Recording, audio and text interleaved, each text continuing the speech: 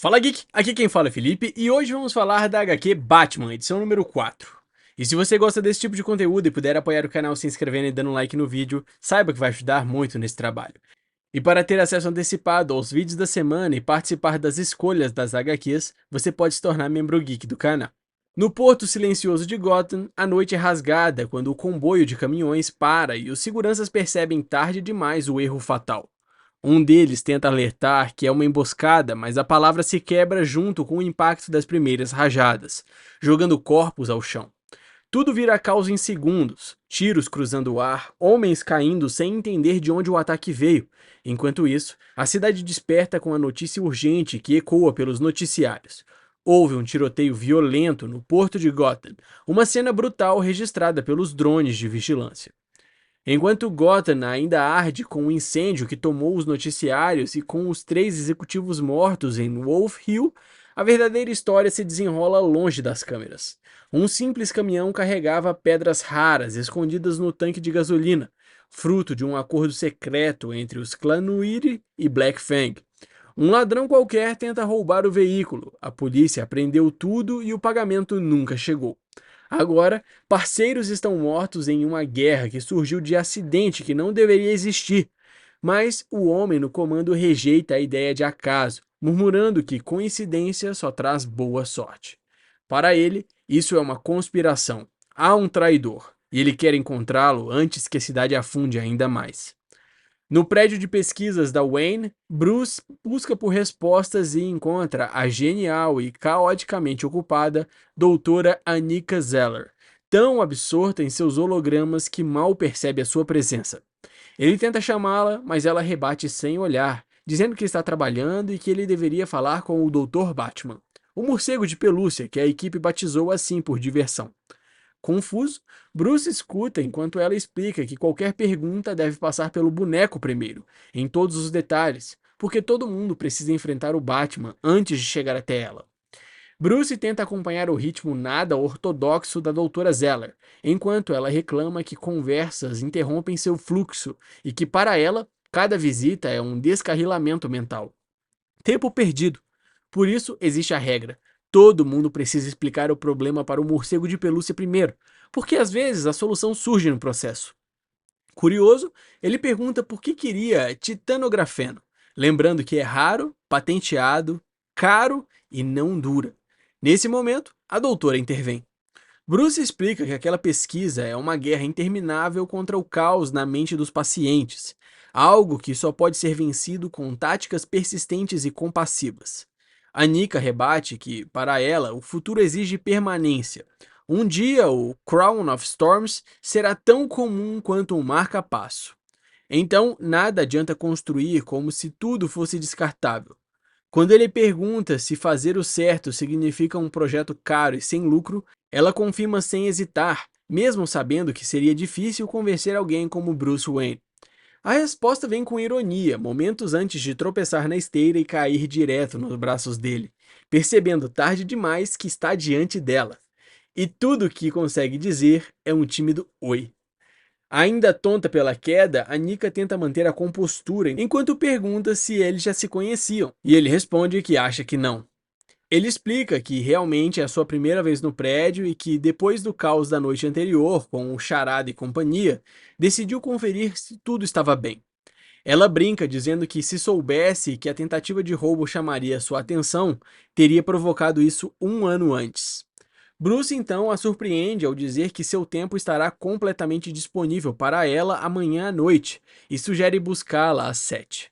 Anika trava, incapaz de entender o convite, enquanto colegas cochicham sobre um possível encontro com Bruce Wayne. Em Gotham Inferior, o antigo império dos jornais virou um prédio fantasma, e o velho repórter lamenta que já viu funerárias mais animadas que aquele lugar.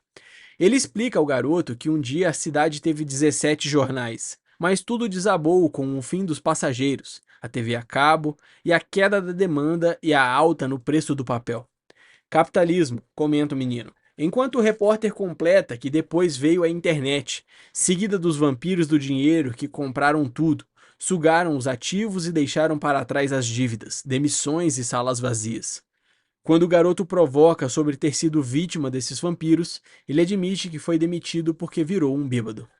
6 minutos depois, o jornal inteiro escuta o editor berrando e o menino percebe que aquilo não vai terminar bem.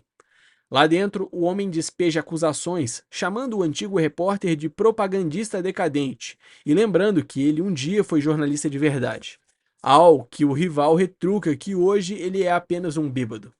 O garoto tenta puxá-lo para fora, mas o editor reage, exigindo saber quem ele pensa que é, enquanto Jack insiste para saírem logo. No corredor, o menino pergunta o que é um Boilermaker, recebendo apenas um mandado ríspido para calar a boca, e então ambos veem algo estranho lá fora. Vapor vermelho subindo dos bueiros, onde deveria haver apenas fumaça branca. Enquanto o vapor vermelho se espalha por Gotham, bairros inteiros entram em alerta. Em Little Tóquio, a multidão avança inquieta ao ouvir rumores de um possível ataque químico. Em Alley Town, representantes da companhia de água tentam minimizar tudo, repetindo que não há nada de errado. Em Wolf Hill, até a máfia negra comenta que uma explicação decente ainda não veio. E no Bowery, o porta-voz manda o repórter voltar a dormir, garantindo que está tudo bem, mesmo com aquela névoa rubra subindo por toda parte. Tomado por frustração, um jovem explode em maldições enquanto tenta entender um aviso colado no mural, percebendo que algo muito errado está acontecendo. Ele corre para seu quarto improvisado, repetindo para si mesmo que precisa manter a calma, pegar o equipamento e desaparecer antes que o vapor vermelho chegue até ali. Mas, ao vestir a máscara e preparar a fuga, o destino o interrompe de forma brutal. Um grupo armado invade o lugar com violência, jogando corpos contra a parede em segundos. O garoto cai de costas, encarando a ameaça que irrompeu sem aviso. Entre os corpos caídos, o garoto encontra um bilhete deixado pelo invasor, provocando com amigos seus? Parecem bem idiotas. A assinatura é apenas um B, suficiente para gelar seu sangue. Ele percebe que aquilo não foi um ataque ao acaso, foi um aviso direto.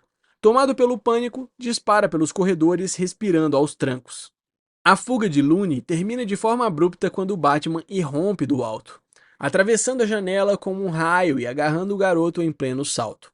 A voz dele corta o ar com firmeza, perguntando qual era exatamente o plano ali, porque tudo aquilo, o pânico, a corrida, o bilhete provocador, apontava para alguém que estava muito além das capacidades do jovem mascarado. Enquanto os dois despencam do prédio presos ao gancho do Cavaleiro das Trevas. Looney mal tem tempo de respirar antes de sentir o golpe vindo de cima, enquanto o agressor que o manipula provoca dizendo que aquele parece bem fraco. A resposta é brutal: tiros contra as paredes, o garoto reagindo com um spray tóxico direto no rosto do Batman e o Cavaleiro das Trevas cambaleando com um gás queimando seus olhos.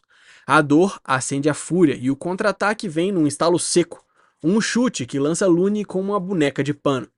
O garoto grita, incapaz de entender como a situação fugiu de controle tão depressa. Batman analisa Looney de cabeça para baixo, lembrando que o garoto tentou roubar um caminhão, falhou miseravelmente e agora tem gangues inteiras rondando o lugar onde mora, esperando para matá-lo. Nada faz sentido. Como um caminhão que ele nem conseguiu levar transformou um delinquente menor em um alvo prioritário do submundo? Tremendo, Looney jura que só recebeu $1000 para pegar o veículo e jogá-lo no rio, mas tudo deu errado rápido demais. O Cavaleiro das Trevas enumera os mortos, motorista, cúmplice, policiais e as facções prontas para caçá-lo. Para ele, chamar isso de simplesmente ruim é pouco. Desesperado, Looney tenta se entregar a qualquer autoridade que o proteja, implorando que o levem para a polícia, para a promotoria, para os federais, para quem for, desde que o mantenham vivo. Batman percebe o pavor genuíno, lembrando que o garoto pulou de uma janela sem rota de fuga, e pressiona: de quem ele está correndo? Atordoado, Looney pergunta se o herói está brincando com ele, mas Batman exige a verdade. Então, o garoto revela o que ninguém percebeu. Os grandes vilões estão quietos demais, sumidos demais, e só gangues pequenas estão fazendo barulho. Há um novo chefe comandando o crime em Gotham, alguém que organizou tudo de forma assustadoramente eficiente. Na antiga Wayne Manor, agora tomada pelo Taurus, o anfitrião recebe os líderes criminosos com a falsa elegância de quem garante segurança pessoal a todos, convidando-os a entrar porque a reunião está prestes a começar. Em volta da mesa, ele discursa como um sacerdote do lucro, lembrando que onde há valor, existe crime, onde há crime, existe lucro, e onde há lucro, o toros colhe os frutos. Os chefes, alguns velhos, outros feridos, outros famintos de poder, o escutam com atenção, porque sabem que aquele homem não está apenas unificando o submundo, ele está reescrevendo as regras. E enquanto seus dedos tocam o símbolo da organização, ele deixa claro: o Taurus colherá tudo. O anfitrião ergue o símbolo do Taurus como quem segura uma verdade sagrada e explica que, assim como aquele nó perfeito, os 7 chefes presentes formam laços independentes, mas indestrutíveis. Ele apresenta cada um: Lupo Capitolina, comandando vícios pela Mano Nera; a família Besna, controlando o transporte global; Tozuki, fornecendo tecnologia e química; Cobblepot, cuidando do setor mercantil; Fanghei, abastecendo armas e certos bens suaves; e o cartel das Irmãs de La Penitenta, garantindo drogas e mão de obra.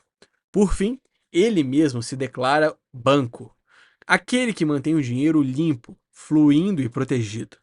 E afirma com frieza calculada que tudo funciona, desde que os 7 sigam em perfeita harmonia.